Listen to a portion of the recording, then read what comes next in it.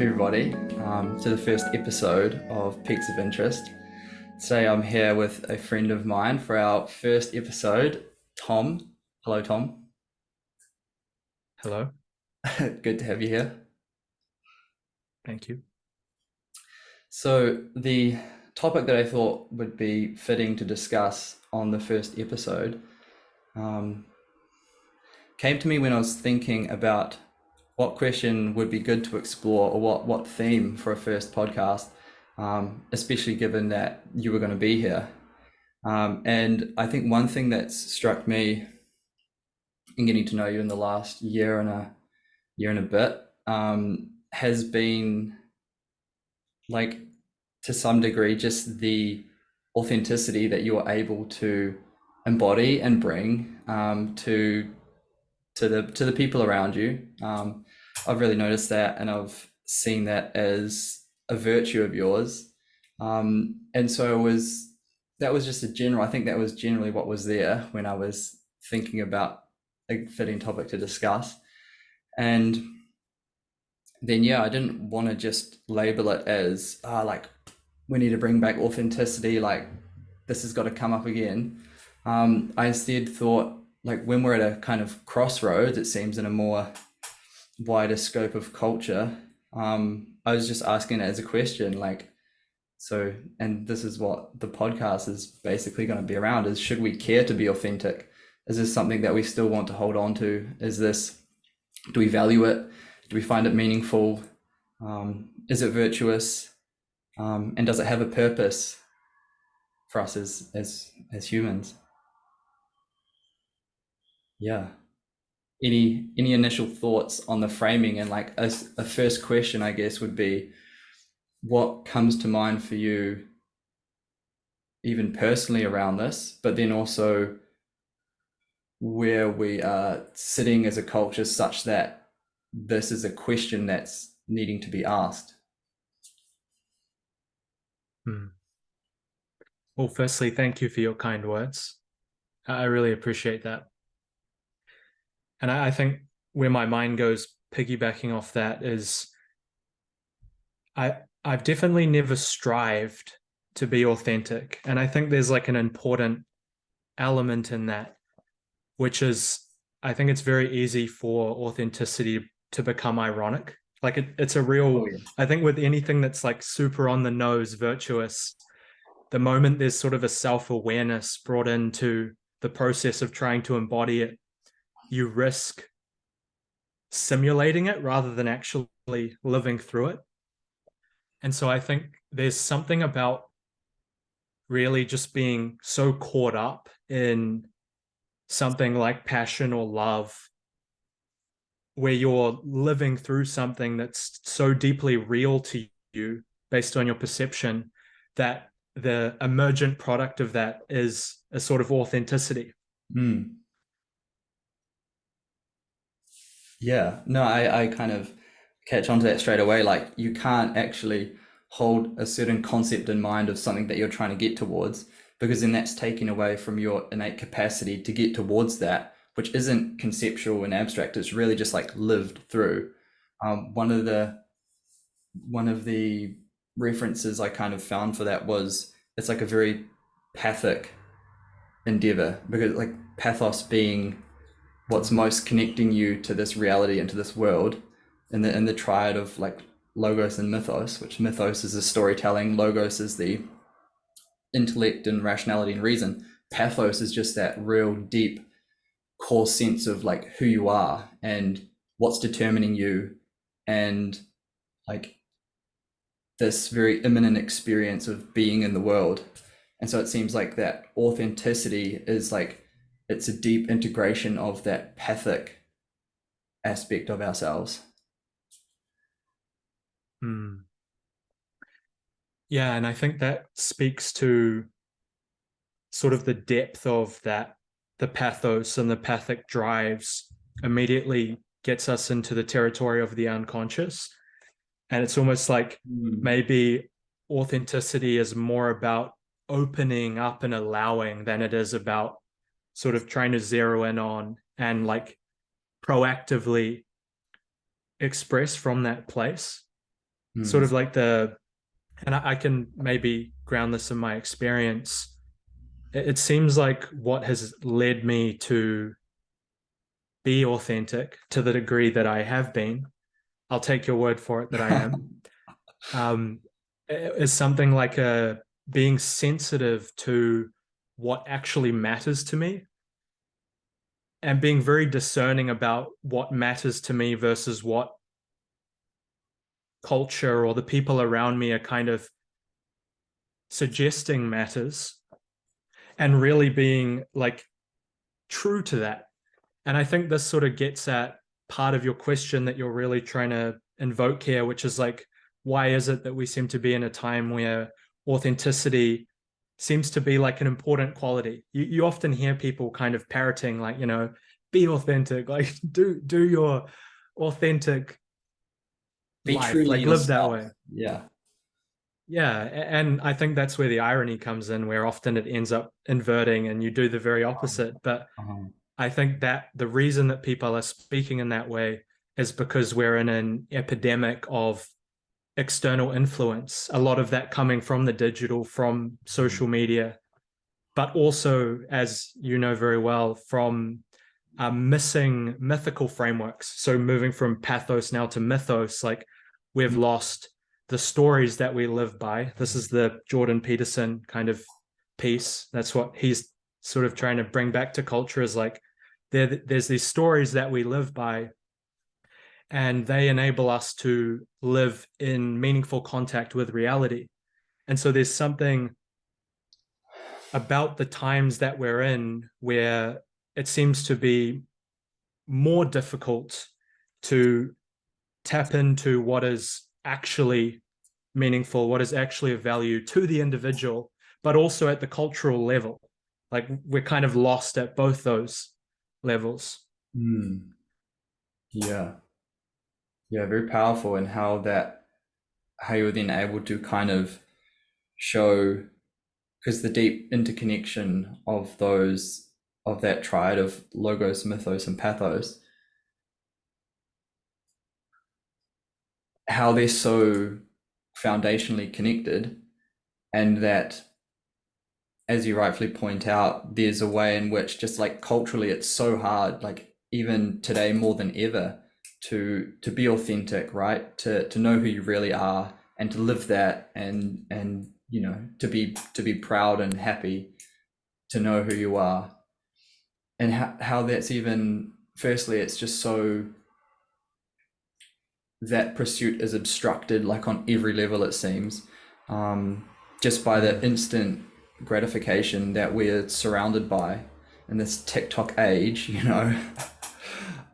and especially for like this younger generation growing up, right? That's kind of what we face, um, and we don't have a story to combat that. Like we've that's kind of, I guess that's also my conflict, I guess, and like why I thought this question would be good to bring up is, like, my mythos is one that, like, I really value authenticity. I've really felt compelled by it. I've felt called towards it, and yeah, like you say, not in a way where it's because I know some theory behind it, or I know some rationale to why, or I've read some philosophy on it. Pathos, right? It's really just like, it seems like it's just me that's wanting to strive for it and to grasp it, and to kind of, and so yeah, we like the mythos towards making that an attractive way of life is what's kind of, you know it's part of the meaning crisis. It's taken a hit, and it's kind of struggling to recover. And then, so to tie in logos, like, maybe one of the ways we can be authentic is to follow the logos, is to settle into conversations such as these. Like, this is what's laid into the podcast, like, to discover and invent new stories, new ways of inhabiting our social spaces and our personal spaces and our intrapersonal spaces, finding ways to inhabit that afford like authentic relating and showing up as who you are most comfortable with, which is no one but yourself. And that there's a way through dialectic and through conversation, through the logos, we can find that through line that we kind of, that seems to be a deepest weaving of ourselves. Yes.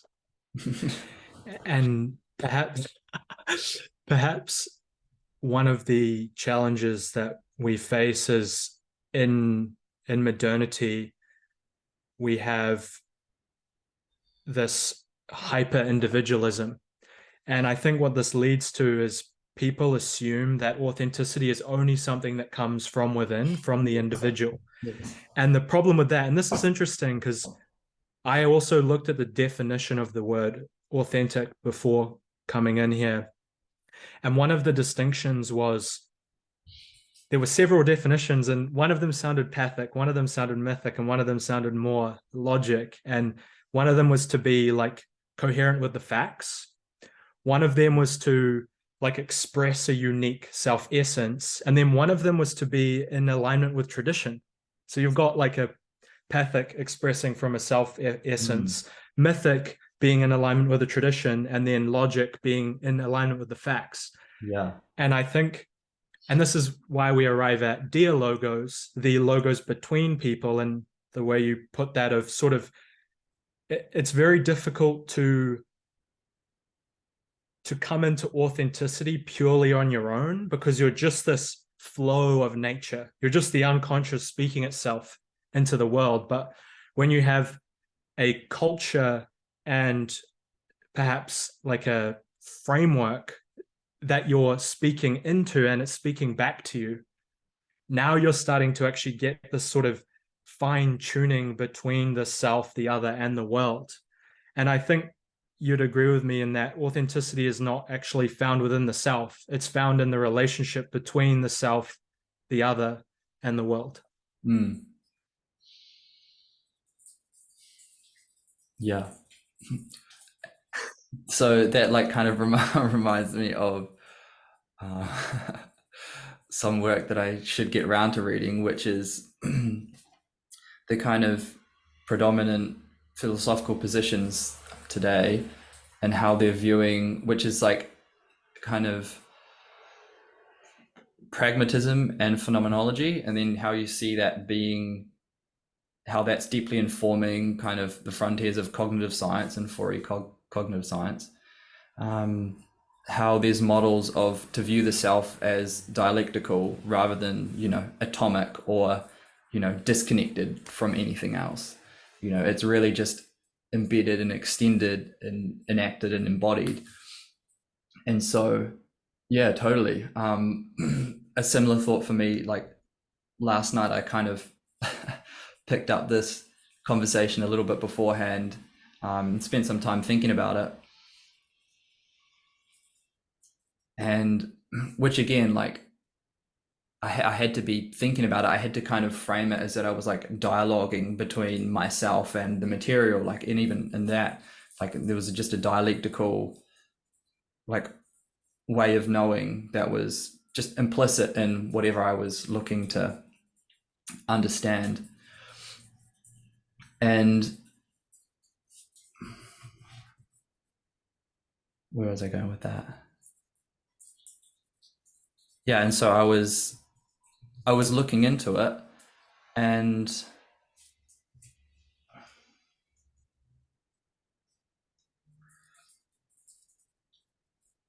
yeah, I mean, for one thing, like what would it look like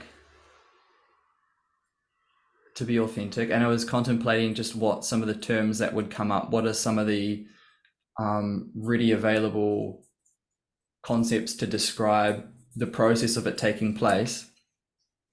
Like when we go into it, is it to take on the form of like a science? Is there some empirical basis to it? Like, no, there's too much subjectivity for it to be like seen as a science. Like, yeah, we've touched on this, that abstract intellectual pursuit, not really. I was wondering if there's a way that we can see this aspiring to be authentic as something that's artful and something where we can internalize whatever we think is art, but we can actually come into contact with the experience of it. Like we can know the thing in itself by living it. And that just when we see kind of the transformations taking place, that like, why not? Why could there not just be an artistic element to that? And that be a space that we inhabit.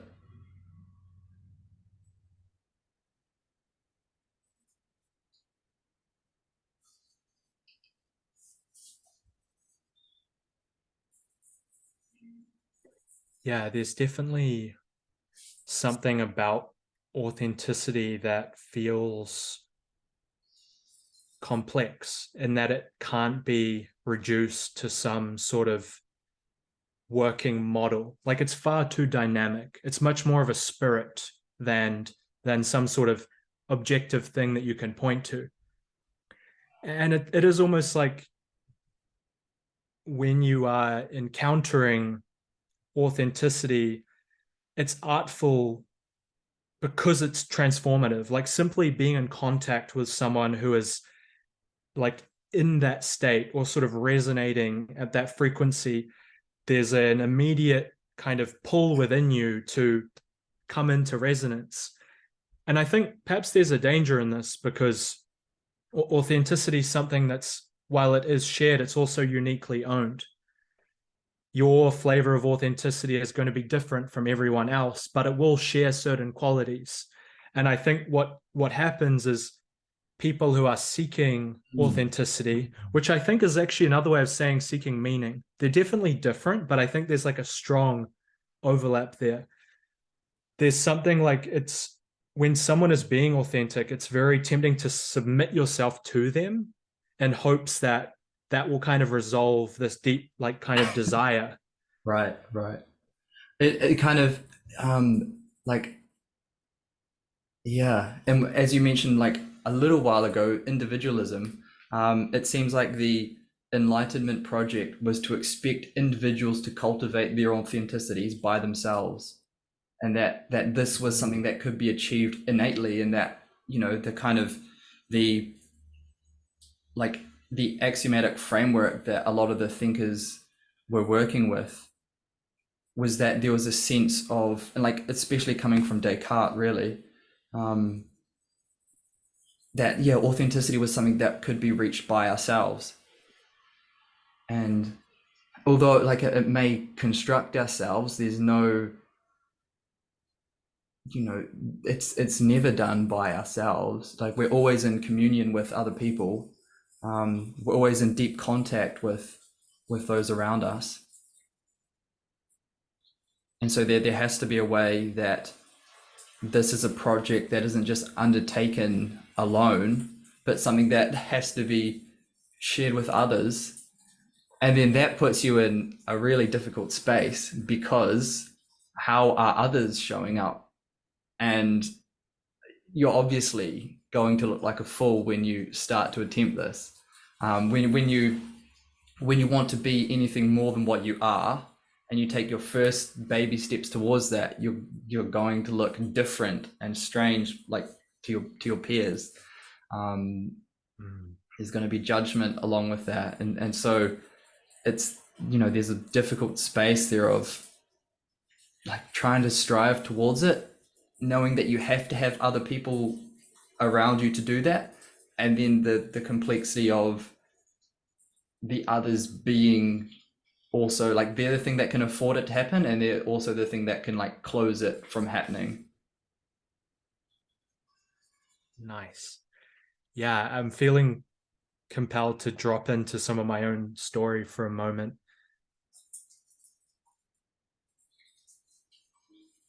I think for myself, because I didn't end up after high school, I didn't end up participating in any of the conventional institutions. I sort of just went off on my own and learned things for myself and created things for myself.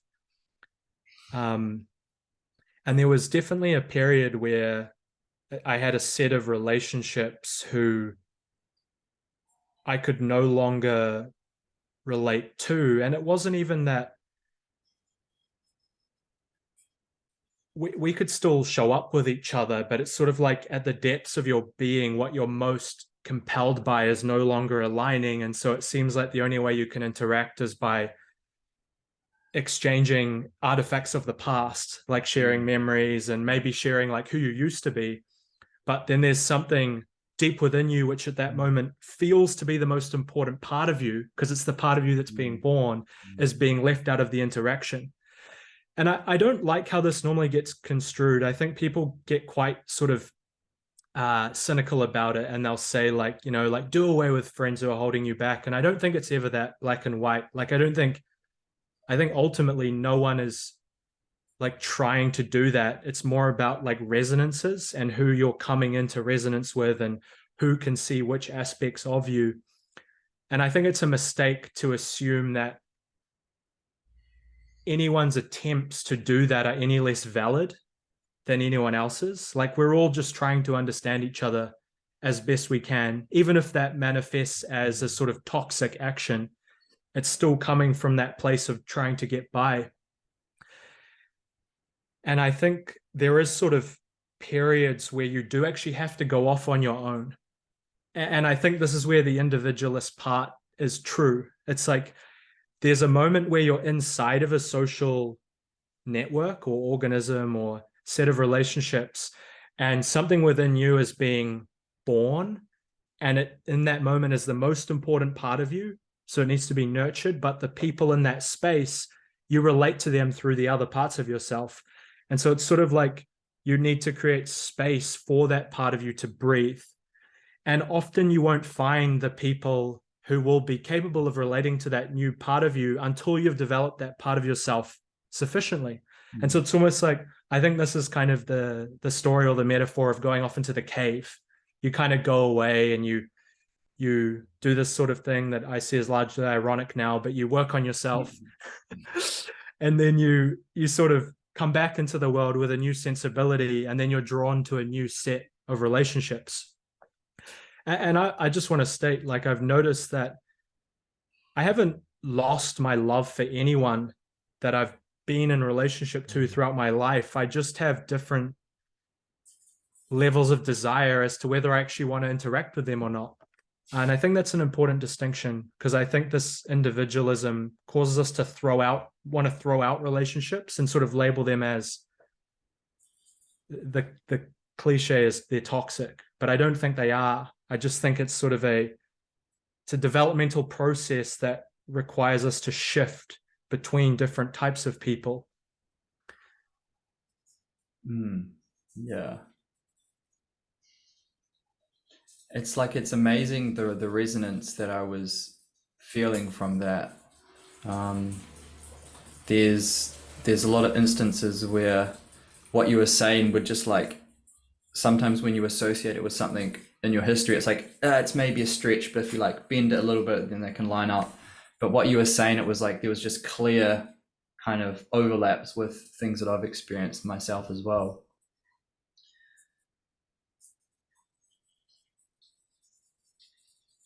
Yeah, it seems like at a specific time of realizing to some degree a gap in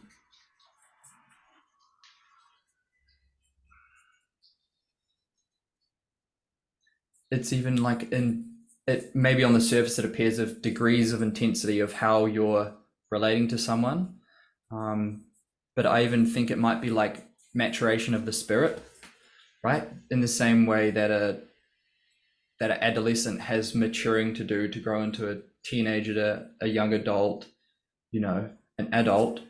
This seems like there's a contrary development of our spirit or our soul that is on a similar journey.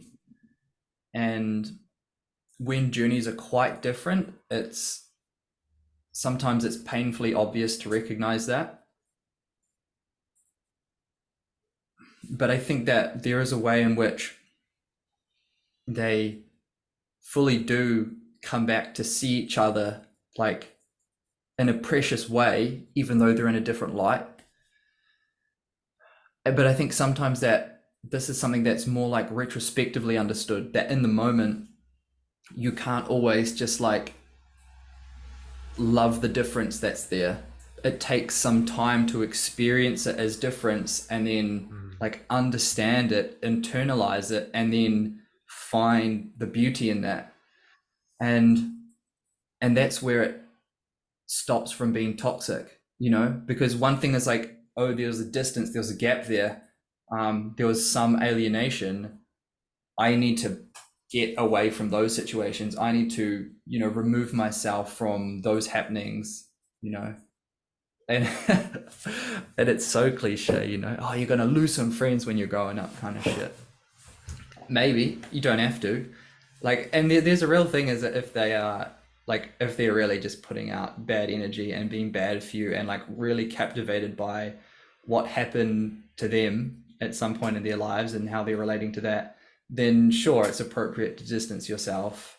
But with many others, like it's beautiful to be with them and to like to love them for where they are and like really find the beauty and the virtue of where they are, and how in some ways they are beyond you and in many different aspects. Like I don't want to frame it as being a kind of hierarchical ascent. And I think the way that I think the way that I can do that and that I can have a framing for this is going to the Christian understanding of hierarchy, which is just the weight of that is like, man, I really feel it. One of the episodes I'm going to do on this podcast in some time is going to be with Jonathan Pageau, and I'm really just going to spend an hour, hopefully like a loose hour, kind of going into this idea of the Christian notion of hierarchy and how we can actually absorb it, not just through like reading through different metaphors in the scripture, but by like studying Christ, like by taking a close look at like Jesus of Nazareth and getting a sense of what that might look like in the ways that we are kind of capable of understanding it.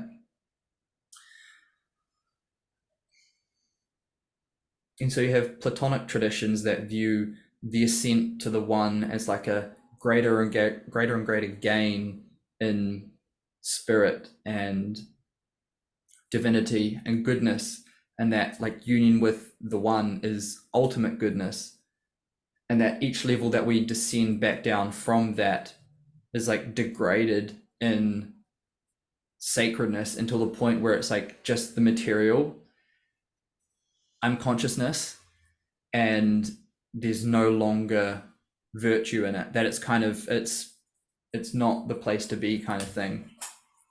But one thing that like the Christian story was able to show through the figure of Jesus was that the higher and higher order of ascending towards union with God was simultaneously the feeding back into the hierarchy at its lowest foundational levels, and that was actually the ascending towards the good. It was never detachment from what was like lower or what was before, what was more on the periphery.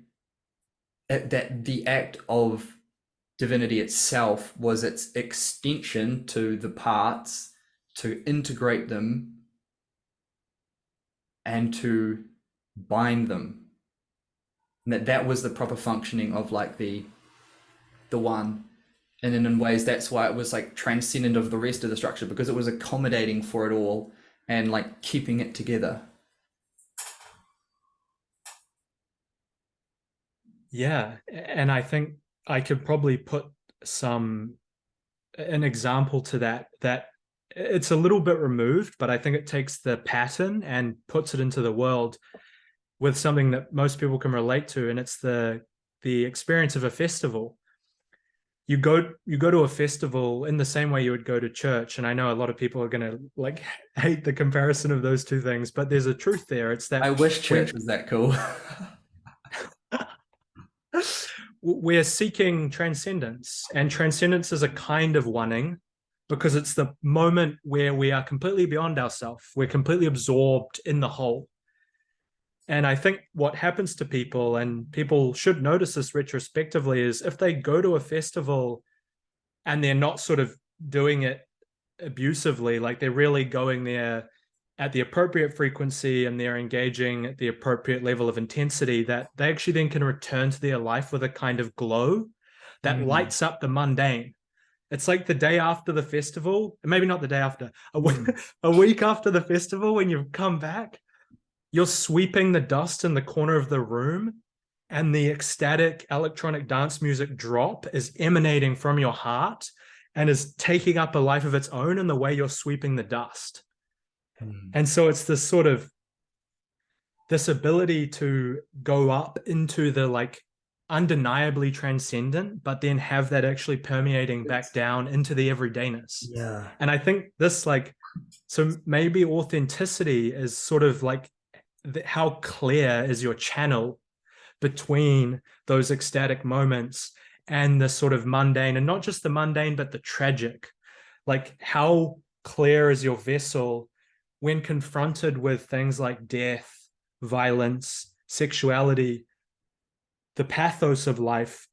How well are you able to translate what your body learned through being at the festival and all of that love and unity Mm. into those moments Mm. of radical fragmentation? Mm. Yeah. Damn. Okay. Right. So just to kind of sit with that for a bit, you were looking at how, like, to tie authenticity back into it, which is really good. How it's kind of,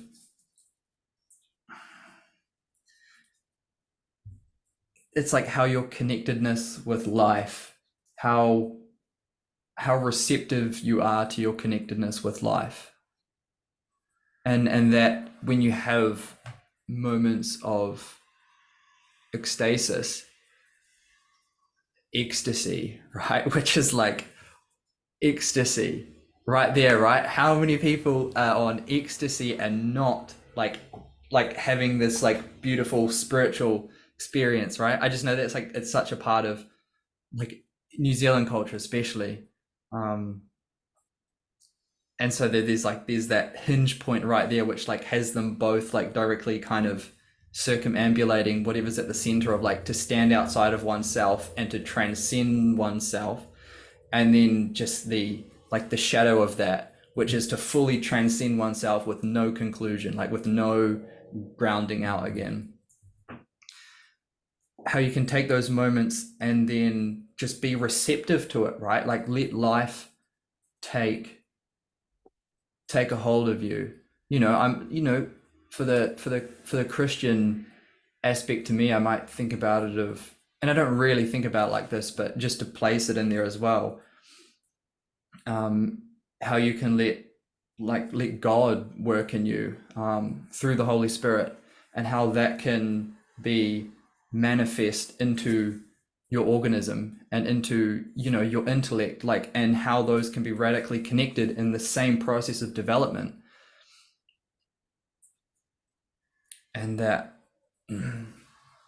but how can we be authentic and gain those experiences and channel it so well away from a festival? Like, how can we really learn like just as much of that from sweeping the floor initially, or from getting up in the morning and going for a walk? Simple things like, is there a way to really like see reality for how it is, and then allow that seeing to see into you what you're seeing in it?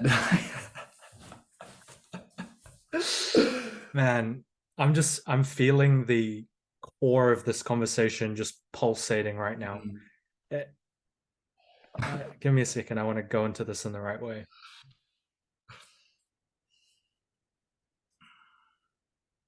Okay, nice. So I think we need to be sympathetic to the individual for a moment, because it's very easy to kind of take what we've just said and conclude that it's people's fault.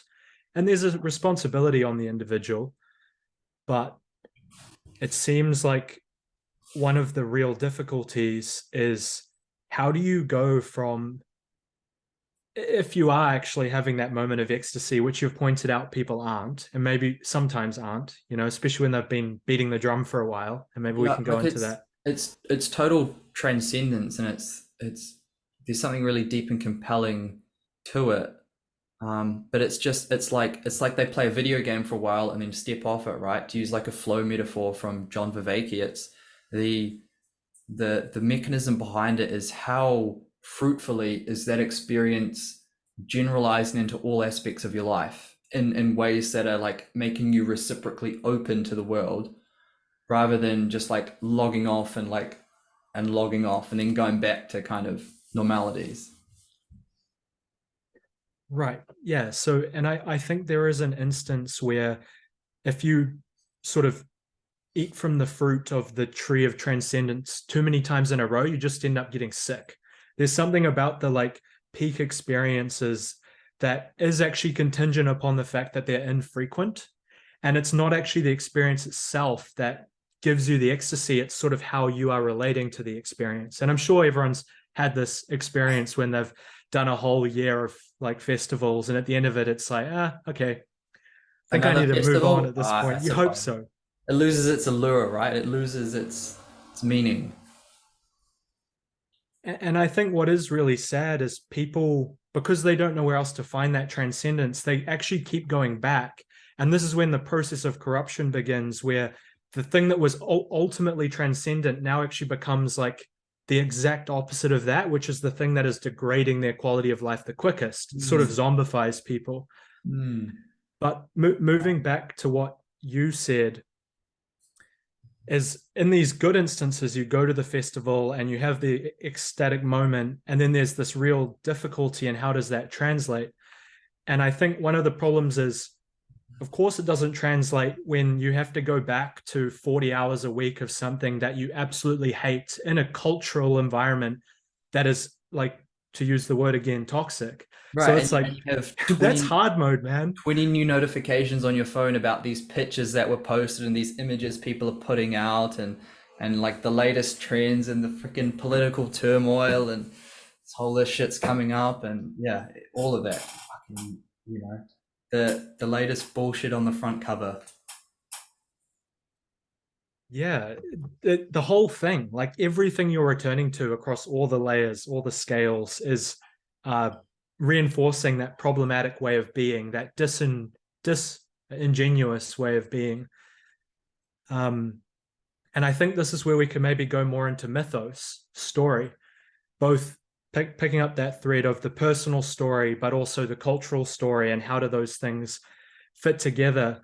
Because I think both the peak experience of the festival and the day-to-day behaviors of doing tasks are not sufficient enough to bind those things together through time. I think the thing that binds them together is the actual story structure that you are telling yourself and that you are living through. And it's not enough to just have your own story structure, which is the hyper individualism, which says, I'm on my own buzz, I just live my own way. That's not going to work because you're not going to be in touch with the people around you or the world culture. But it's also not sufficient to just submit yourself to the culture.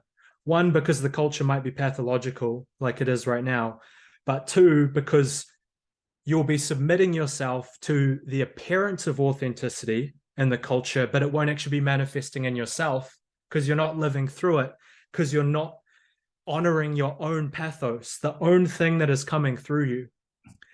And so, to pass it off to you, what stories should we be living by, and how does one come into relationship to their own story? Just to give you the easy I questions. can I can answer that with a poem that I wrote last night.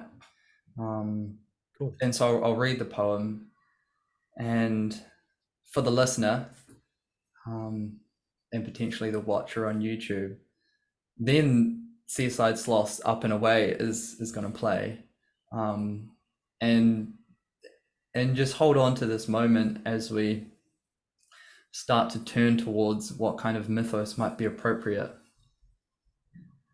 So this poem is titled To Care to Be Authentic.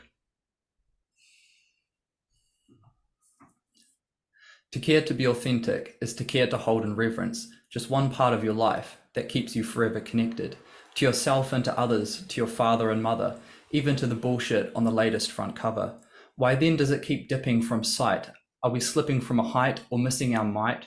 Or are we just struggling to kindle a very important light? We cannot neglect it. There's no option to pass. I'm pulling out my hair, it's hectic, so I have one question to ask. Should we care to be authentic?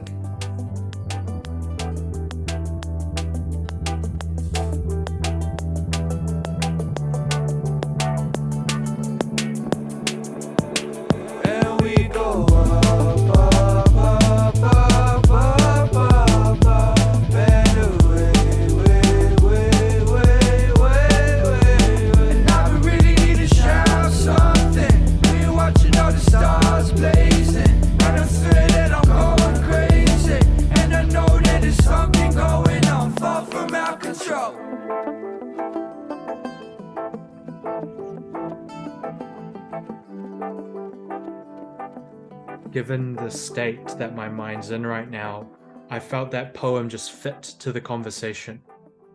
Sort of, they just like perfectly merged. Yeah.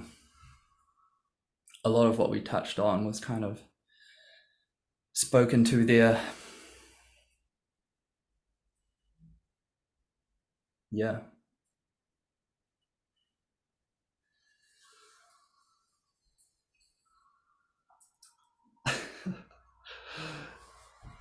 Your question's a great one, and I think it's very much some of like the direction that we should be going, and I think it's very worthwhile to ensure that we are looking at the narratives that we're telling about ourselves and our place in the world. And I think that it's kind of it's at the level of archetypal stories, right? And so I guess just to preface this all, like just the notion that searching for authenticity within oneself and within other people is something that many of the great thinkers of the East and West have like really grappled with for thousands of years. And so we're not without company when we look towards like discussing this question from the start and then looking to see how we can frame the mythos that we're telling around it. You know, I think of Socrates and Seneca right at the start, Greek and Roman, who 2000 and 2400 years ago were thinking about this and living through it, even up to the more contemporary existentialist and phenomenologist figures like Kierkegaard and Heidegger, who are also there. And Carl Jung inherits a lot of that. And then today, you have the Jordan Petersons and the John Vervaekes, and a whole cluster of people surfacing on the internet who are trying to articulate new like pathways of meaning forward in this space, in kind of the individual cultivation.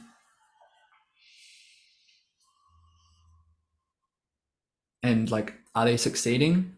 Like, partly for sure. But in some ways they're also failing.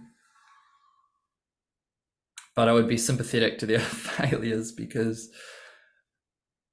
I think that they are some like, you know, some clued in people, you know, and they're kind of the top academics that we have in a sense in this specific field of psychology and religion and cultivating wisdom.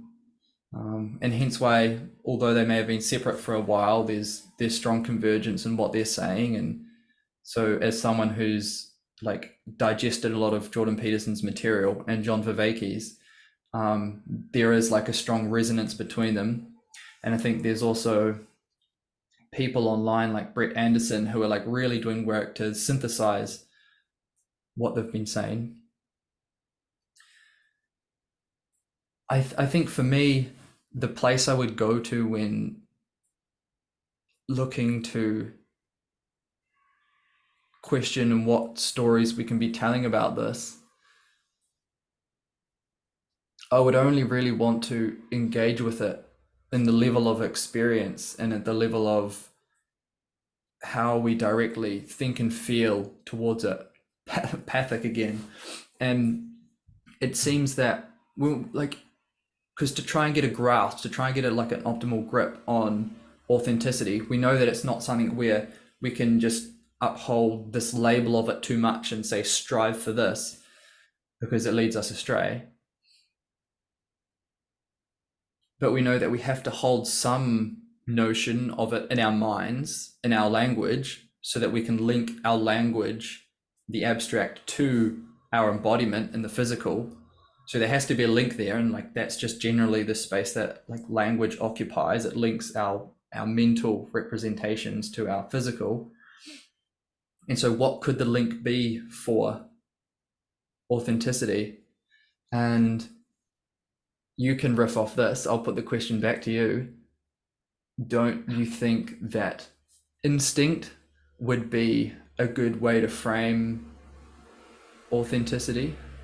That it has its placeholder as an instinct in us, and that it can, it needs to be refined and kind of directed here and there, but ultimately, like, we don't have to rely on something that someone has told us if when we like to love someone, and we don't have to rely on our educational background to seek out a good person. We don't have to be trained in art and literature to know what's beautiful. So why would we need someone to tell us anything about how to be authentic? Nice. So this whole conversation is void. I don't think it is. I think I can say something to that. And I really liked the way you kind of stepped back there and drew us back through time and sort of acknowledged the significance of this kind of question as something that we are like eternally grappling with.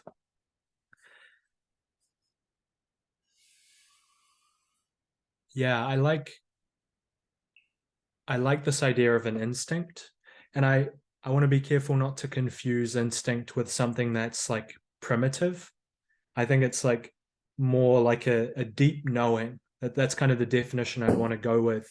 And sort of like it's starting way down in the guts, like way down in what it meant to be like a real animal, like a sort of mammal living in the jungle kind of, and the kinds of like relationships with reality that are being built in that context, but then also coming up into the heart and our sort of relational field and the kinds of intuition that holds. So at this moment, we're still kind of moving up through the body as a kind of inner knowing, but then also trusting the sort of way the mind can abstract out these kind of forms and this like understanding that is very dry, it's very detached, but at the same time can help us to see more clearly into this kind of wave of knowing that's coming from within. And so, and also being able to do that between people as well. Like, and this sort of comes back to the point you were making about needing to use the logos through speech to articulate ourselves into being, but sort of being able to do that optimally in a context where you're doing that with others, and there's actually a process of back and forth. And so this ability to be authentic is in part a knowing from within, but it's also being shaped by a response from without. And I think that that second part is equally important, in that I don't think we can just rely purely on our instinct of what it means to be authentic. I think there also has to be a trust extended to the other, Mm. purely because as an individual, we are always going to be incomplete. But do There's we always a then, flaw. are we internalizing the instinct of the other? And so is it just we have the instinct for it, but we need to pair that with like the collective instinct and kind of the feedback that we're getting, and that's like always the collective instinct of when we, you know, when we know that we're like being present as ourselves and we're not too swayed by the opinions of others, but when someone's like saying like grounded from a part of themselves, when they're getting in touch with their instinct, expressing something to us, then that's when we need to like really kind of focus and kind of like introspect a little bit on maybe a criticism or just like a hassle they're having with us. Because like where is it coming from in the collective?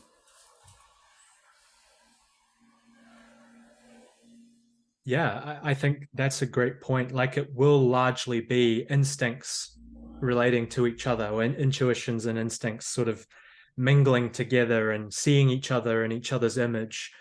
But I think the third piece is that these instincts crystallize into artifacts of knowledge that can then be disseminated far beyond the instinct of the moment. But it's important that the artifact remains as a symbol and not as, I always get this confused. Is the icon the bad one, or it's the idol, right? The idol's the bad one. Yeah, and not as an idol. And so we can we can spread story in a way that extends far beyond our immediate instinct and intuition, so long as the people who are engaging in the story are doing so through the discernment of their own instinct. So it sort of feels like the instinct and the intuition is the currency of the story, but we can have a far wider reaching impact by allowing that to be momentarily crystallized into something that can be shared Like en masse. momentarily crystallized or eternally crystallized, right? And Ooh. so I like it, and I like how there's kind of an emergence to that collection of bodies and instincts that are put together, that then when you kind of you realize that there is something that was like orchestrating how they should be how they were responding to each other, and that what each of them seem to try and highlight as being important for like growth within individual and their fitted place in their cohort of people,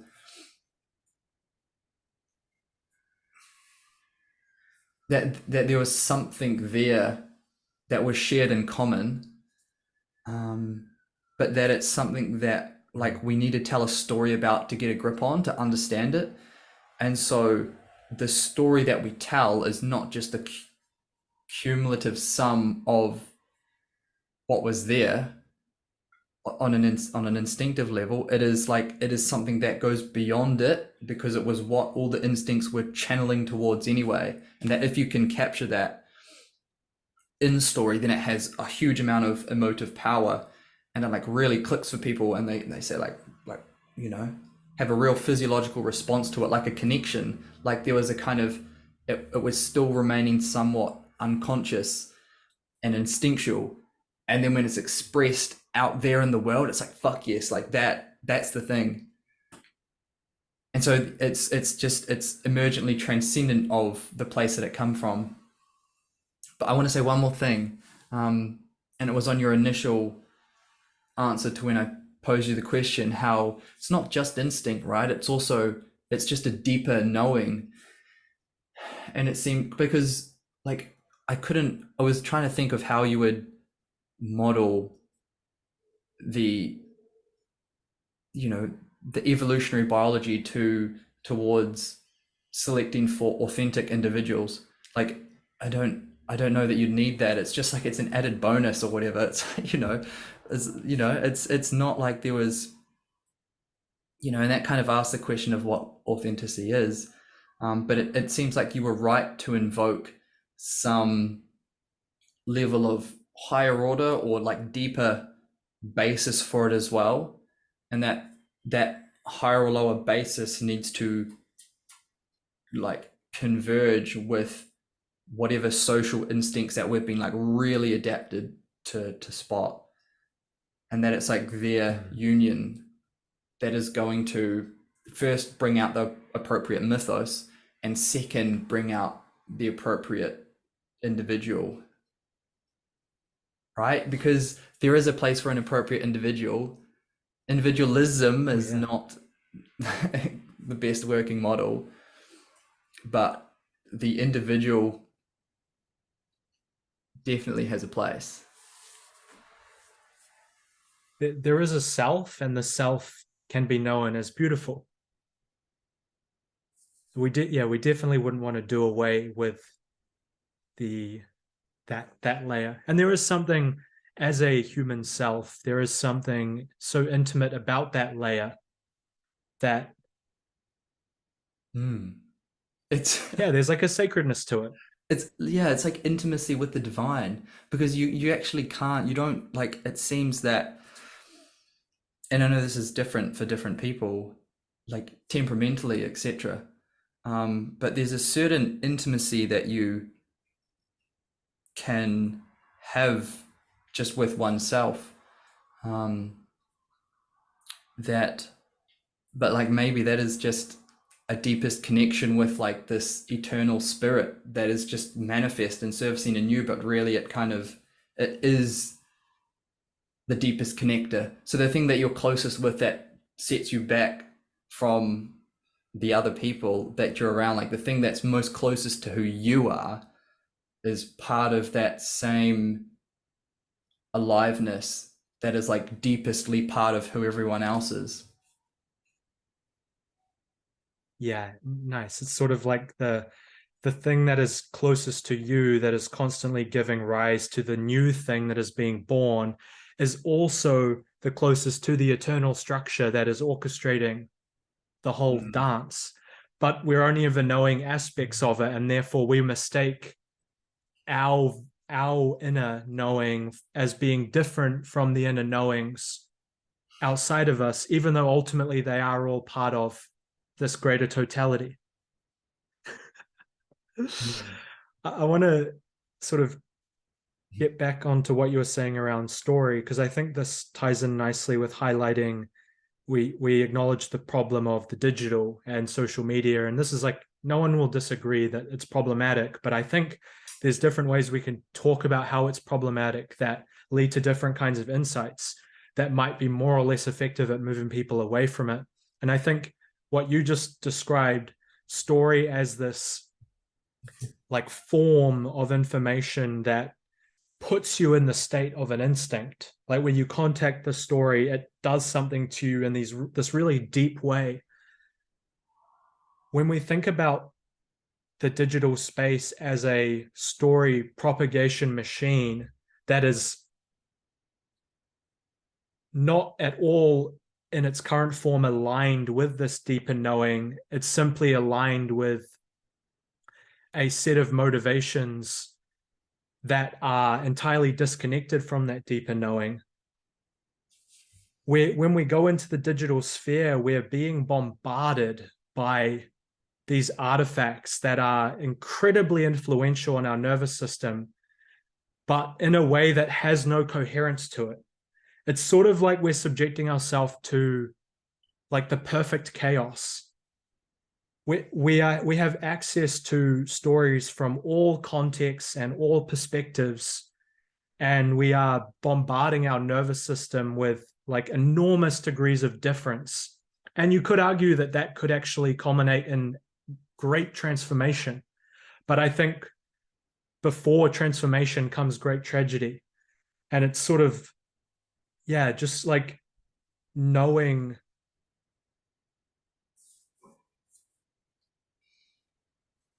knowing the way in which the digital, how deeply the digital has its roots in our nervous system, and how disconnected its story structures are from the things that are important. That's terrifying to me. It's probably too abstract to be terrifying, Mm. a super terrifying way to think about it. But yeah, that's just what came up when you were talking about the way narrative kind of drops down and puts you in the instinct of whatever it's speaking to. Yeah.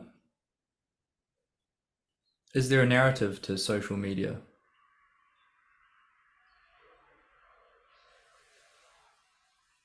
I think there are narratives, and then there's a, maybe you could think of it as a meta narrative, which is sort of like what's organizing the narratives, what story is organizing which stories people get to see, which stories are being put in what places. And I think the meta narrative of social media currently is capitalism, the story of capitalism. Yeah, and even like very much like last 10 years recent kind of thing, attentionalism, like where the attention can be captured most frequently for the longest time. And that's kind of like the currency that ultimately has kind of emerged in this latest way from capitalism. It's no longer the capital of money that's accrued. It's like the capital of people that are watching you and that are like on your social media platforms and that are engaging with your platforms. So then you can shove advertisements at them and make money that way. And so it's not like it's a direct inflow of capital from a paying customer. It's like an inflow of capital from a paying entity that is paying for the customer's attention. So as as Jordan Hall would say, it's a tricky business. And because I asked the story of I asked the question of does social media have a story? Because I'm wondering if the thing to combat it needs to be, and like just the wider thing of like mythos around this conversation. I'm wondering if there needs to be a story, um, or even do we need to make sure that the idea of mythos and mythology is appropriately placed alongside its consort, which is nomos. What is? Do you remember when Jordan Peterson, John Viveki had that discussion? Narratology, The nomological. nomological, like, and so the pairing of that, because it seems like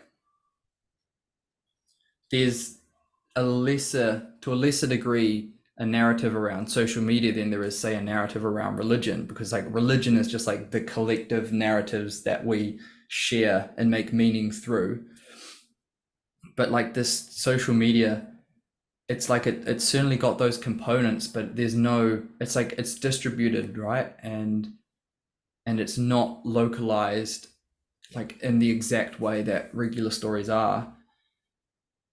And so I was wondering, like, can the story be dialogos, right? Just to follow the logos, right? Which is it's selling itself as a story, but there's a deep realization that it's also not held down by its mythos. It's not held down by being a story. And I guess you could see it as I'm appropriately seeing it as a story, which is to not have the idol of it like overshadow its iconographic qualities, which is to be able to see through it. Or you could say the story is not so primary about it. It's also that other word. And so, you can go either way with that. But I was just questioning, like, is it just another story that we need to tell ourselves around this? Yeah, I think that's like there's a lot of relevance in following that. Perhaps the first thing is to acknowledge that technology tools tooling and technology being synonyms. They are part of a story. They are not their own story. So they are the amplifiers of a certain story which contains a set of values. And so the story is the substrate that runs in the human mind, and then the human builds the technology and imports the patterns of the stories and the values of those stories into the technology itself. And so I think at best, we need people building technology who have a mythos that's appropriate for the times, informing the tech that they're building. And I think what you're doing is we also need a way of relating to technology. So like, what's the story of like, what is our relationship to technology? And I like the move you made there around saying it's potentially dialogos, because I really see that. Like I see dialogue as being at the heart of these efforts to reconstruct meaning, if I can use those terms. But I think the challenge that we run into, whilst I do think dialogos is sort of the center of gravity, so getting a bit metaphysical for a second, if we have the trinity of mythos, logos, and pathos as one way of construing that, I don't think we're looking for, I think what we're looking for is a balanced relationship, but there will always be a preferencing within that. And I think part of the preferencing is what enables continuity. Because if you had perfect symmetry in the triangle, it wouldn't move through change, it would remain constant. And so we need asymmetry in that trinity. And I think in the digital age, what we're realizing is the thing that needs to have more dominance is the dia logos. It's almost like the vessel of intelligibility is more important than the things that are being made intelligible. But they will still ultimately lead to that which comes intelligible, which will take the form of a story. Yeah.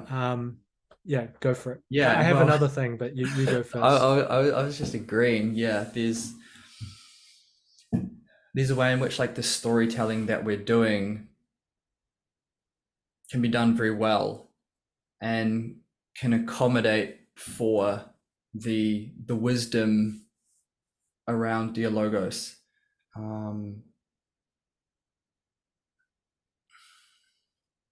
I even think of like metamodernity as something that's just like, I think it's doing very well and being very self-aware, but not in a self-awareness that starts to constrict it and make it kind of like uncomfortable and like, you know, perverse. It's a self-awareness that looks upon itself and goes like, fuck yeah, like I'm gonna like extend some of this. I'm gonna show it to some people. I'm going to present and show up in ways that's, you know, pragmatically ideal, and post-tragic romantic, you know, these kinds of things. And I think just currently where I am, I see the cultural movement there as a plausible means of going forward.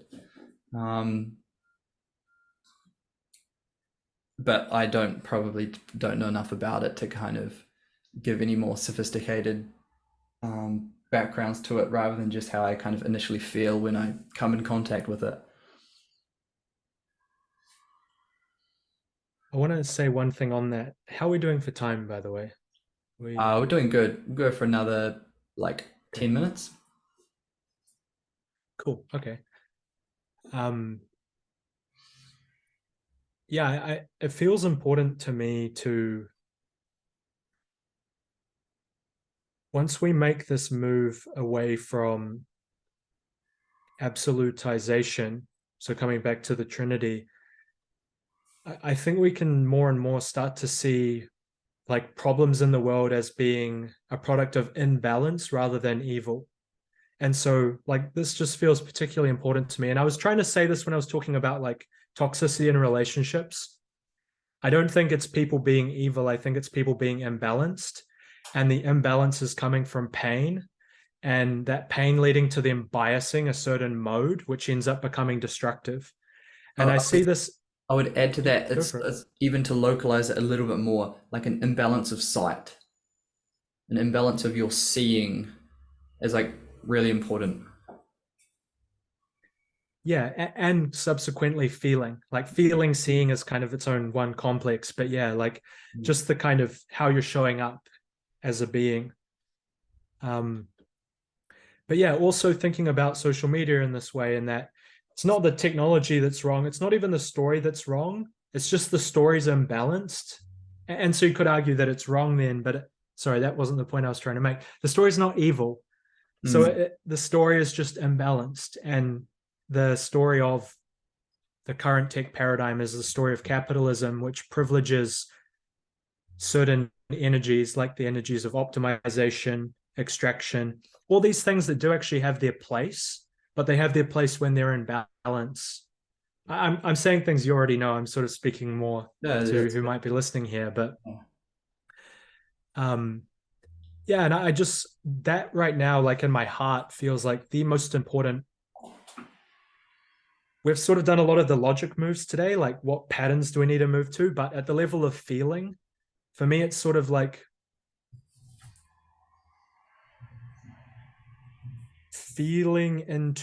feeling through fear and aggression into the pain that is leading to the imbalance, and seeing it not as evil but as like deep coping strategies.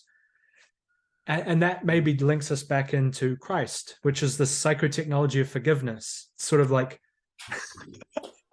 God knows where that one came from. um but yeah, just like this. No, but very, very powerful. Yeah. And if there's anything you want to comment on that, go for it, because I have another tangent that I wanted to go on. But Mm. Yeah. Well, no, I mean, the more I think about it, the more kind of, the more fitting it sounds. But Christ, the psychotechnology of forgiveness just got me. But because the profundity of it is Christ as the agency of ultimate forgiveness. And like you say, after there's the recognition that it's not all evil, then what needs to like accompany that is forgiveness and new sight. And here's my thing. It's to be the it's to like live in such a way that the people or the spirit of a group, um to live in such a way that that group is able to like see its missing consort, to see the way that it is like imbalanced, right? And just it's just like leading by example in that sense. It's not trying to hassle them and tell them about it, it's just to like live that. And I think that's kind of that's really just what I think is. I think it's kind of just grounded in your life and how you're living, and what it like all this discussion how we're taking it on board, but to then just go with it, and not to be too caught up in the meanings of it all. Because at the end of the day, if you were caught up in the meanings of it and you knew it all but you didn't like live it and you had that regret, then that's not gonna work for you. So I think regardless of what happens, you can't, like, the quote from Nietzsche about, be careful that one does not fight monsters too long, lest one become a monster himself. I think you kind of, there's a necessary like proportioning of your time towards that, but not so much so that it's taken away from who you can be authentically and how you can be authentic, which is your lineage and your story. yes, wow, well said. And it's sort of like the very best response you can have to the world around you, particularly when it's in disarray, is to live your story.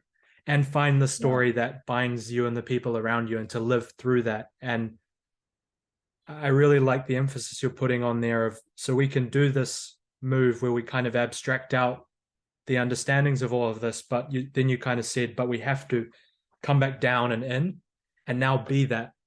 Mm. And maybe one more thing I can throw in there, what came to mind earlier on, seems like when looking for your personal story and cultural story, but more importantly for this heuristic, your personal, start with your deepest tragedies and your greatest loves. What are they? And go into them, like live through them. And I think we're in an epidemic of people turning away from their pain Mm. because they have so much to distract themselves with. And we're also in an epidemic of people being confused about what they And love because, yeah, go no, for it. you go, you go. I think you're just gonna say what I was gonna say, so continue. Oh, you say it then. I've forgotten. Well, well, no, there's a way in which when you turn away from your deepest pain, there's something about how that's also turning away from your deepest love. Um, Yes. because the deepest pain comes from like a deprivation of something that you so needed and wanted and really wanted to love, and that there was something like harsh about the pain, which was just that was taken from you. And there seems to be just like this deep connection between like the deep pains we have and the deep loves we have. And so, as you say, starting with makes you feel terrible, and starting with makes you feel like on top of the world. And just being with that, like being mindful to what comes up, and then just start to incorporate that and start to live through it, and just like really work on that forgiveness of seeing these events as not something conspiring against you, but just as like as life and as circumstance, and let that shape the story you tell about yourself, and let that shape how you perceive the world, and let that vibrate through you, and let that be your deepest nature and your That was so deeply beautiful. until But because I'm meta modern, I have to do the ironic thing and then see the irony in it and laugh at yeah, the same time. So that was yeah. but no, that was, I think that was the place to end. Like that was Mm, deeply beautiful. mm, mm. Awesome. um well, so I'll offer you any chance for last words, and then I will say a little bit of a conclusion, because there was something that was kind of on my mind from the outset of this, that I think would be nice to just drop here at the end. But before I do that, like, how has this been for you, basically?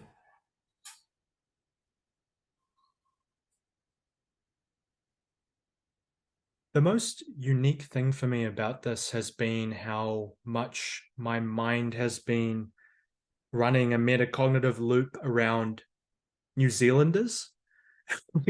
When I'm having these kinds of conversations, I'm never thinking about the people in my like local environment, but because I know that that is part of the intention of what you're doing, that was like a very strong frame that I tried to keep bringing back in. And don't get me wrong, there was a couple of times where I dropped it completely, but I was really enjoying how it was.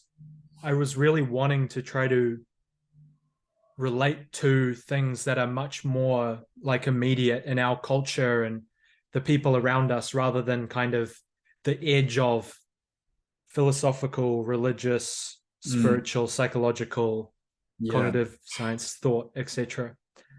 Um, so that's kind of like, I just wanted to presence that. But overall, this has been a beautiful walk through sets of ideas that you and I have, been exploring for some time. And I maybe I want to end by saying, for anyone who has listened this far, congratulations. Um, but and this is something you and I have talked about multiple times. What we and forgive me for speaking for you for a moment, but what you and I truly care about is living well and living fully. I could put that in many different ways, but that's the language that I'll use. But it's like none of this is about like who knows what or like what someone can do, or it simply comes back to this principle of like how are we living our lives. And I hope if nothing else, perhaps we can all relate to the spirit of the conversation, which is something like the way in which authenticity enables us to live in intimacy with ourselves, others, and the world, and that everyone will come to that through very different ways. Some people won't relate to the process of dialogos because there is an aspect of it which requires a kind of headiness. Not all of it. A lot of dialogos is from the heart, but just to like really presence the spirit of this, which is ultimately for me about love. Yeah, beautiful. Yeah, and I would say that, yeah, ultimately, like we've been able to show that in a way. There's been a real embodiment of the things we've been talking about as we show up and like discuss it. And how, and so the kind of the inkling that I had was how that embodiment just informs the narrative, and how just through this very process of enacting it, are we living through the narrative, and the narrative being that we should live through, whatever we're presencing and bringing up. And so I think there has been that like authenticity present in the conversation. And like you say, like listen, I think a lot of people will do this naturally. It's like listen to the spirit and the flow and the vibe that this conversation gives off, and pick up on that. There'll be times where you kind of drop out of what was actually being said and that you didn't quite catch on, but end of the day, that doesn't matter. Just like pick up on the love that hopefully we're able to show, because I do think that that's most important as well. The last thing I'll end on then was just a funny thing that I picked up on earlier in the conversation, but didn't get a chance to bring it up. And I don't know if this was intentional or not, but we were talking about going to a festival and how that can imbue and transform the rest of our lives and just like our daily routines in a glowing way. And when you gave the metaphor of how you're then sweeping the dust, like why the dust? Well, now I have to make meaning out of why I said that, which I'm happy to do, but I could do it. I could do at it least retrospectively, oh, go for it. No, you go for it. because the dust is what we are created out of in the mythos of the Bible.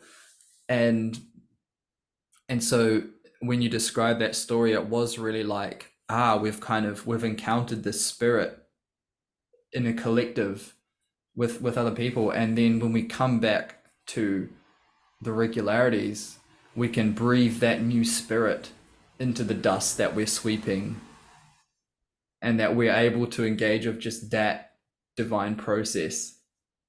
And because why else? Why did you say dust then? Yeah, well, I don't doubt that that's like built into the metaphor. I think the other thing would be that dust is it's sort of like it's the least form, when you think about matter, like what's the most kind of lowest Yeah, form of yeah. matter? It's dust, right? Which, It's something that was something and now it's just yeah, given into entropy and now it's apart. yeah. But yeah, I love that, like the way the logos and the spirit and the transcendent ecstasy speaks life into the dust. Into the very lowest, Yeah. which is where the very highest needs to go